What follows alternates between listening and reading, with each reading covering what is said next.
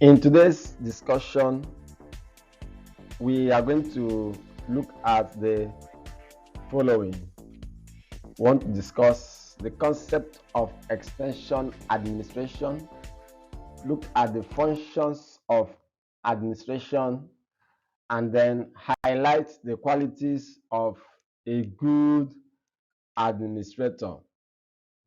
Like we have always said in every class, this must be your guiding principle. These three objectives form the main anchor, and then every discussion will revolve around these three main objectives.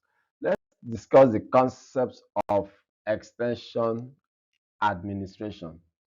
Now, when we look at extension administration, we are trying to look at the effort of an extension officer, or of course, virtually every extension officer is expected to be versatile, to know something about all aspects of agriculture, including fishery, animal, crop, soil science, agronomy, that's crop of actually, um, forestry, women in agriculture, and then all those other aspects. So now, extension administration talks about the efforts of the extension officer to give direction, guidance, and ensure integration of members' activities as they pursue organizational goals.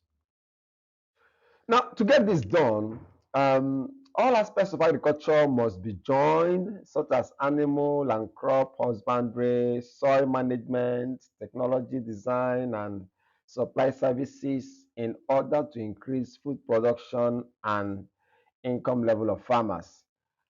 Administration and extension is concerned mainly with bringing human beings together for the purpose of executing extension functions.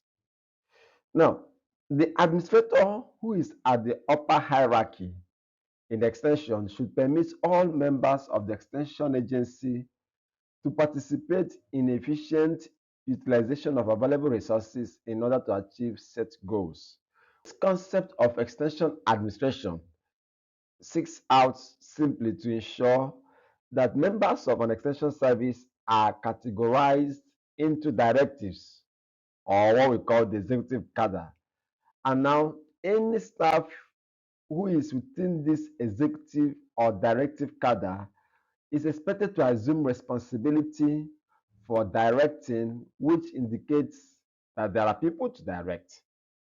Now, similarly, the organizing staff, let me also emphasize here that organizing staffs are also called executive staff. They have the responsibility for organizing and executing issues, which indicates that there are people to organize.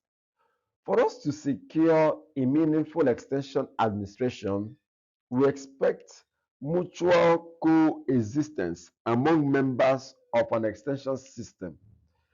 Now, the extension system must be free of rancor. When we say mutual coexistence, we are trying to say simply that the system should be friendly, the work environment should be friendly, it should not be tensed.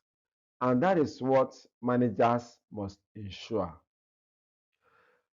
Now, please do not forget that extension administration organizes and also recognizes the existence of people with diverse interests, diverse attitudes, diverse aptitudes, and diverse social backgrounds. It's not a narrow setting.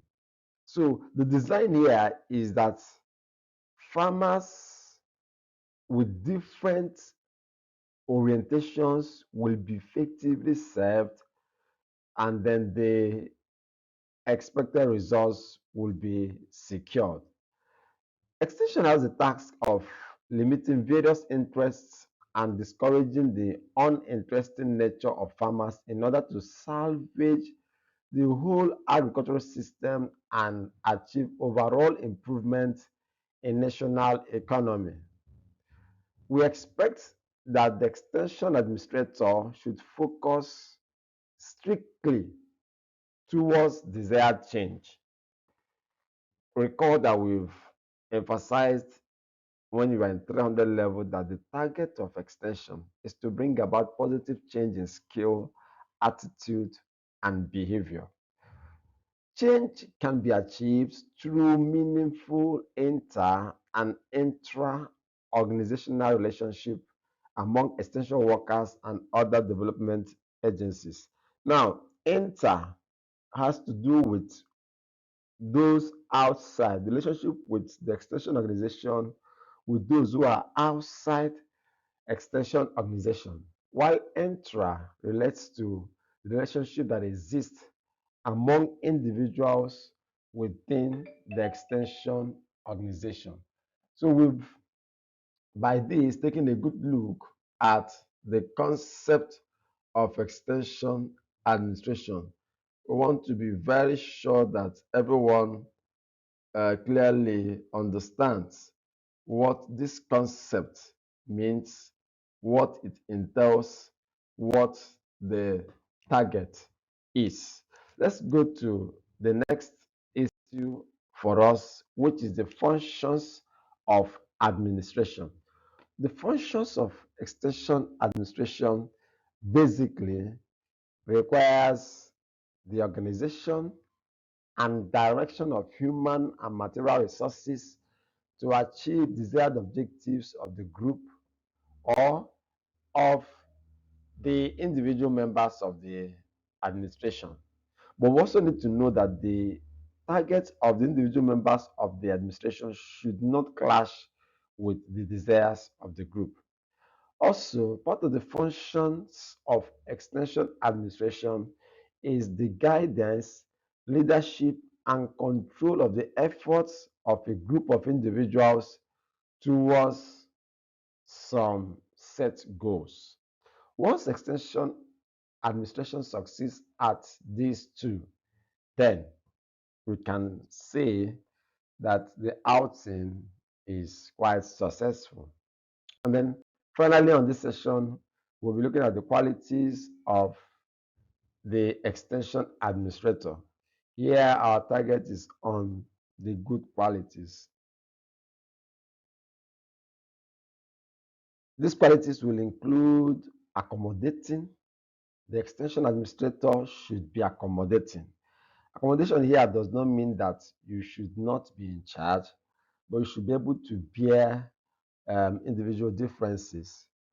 The extension administrator should be able to readjust to new demands at slightest notice. We also expect the administrator to be efficient, to be persistent. Then the translation of idealistic goals to tangible results. It's one thing to have big, great, idealistic goals, but then there is the need to translate them to tangible results. And that is the role of the extension administrator. It's a good quality that the administrator must possess. Then we must see the administrator having this drive, having this self-motivation to get results. Then finally, the last but not the least is that a good administrator is expected to take initiatives, to be imaginative, to be creative, to be intelligent, honest, and resourceful. Thank you again for having time to be here.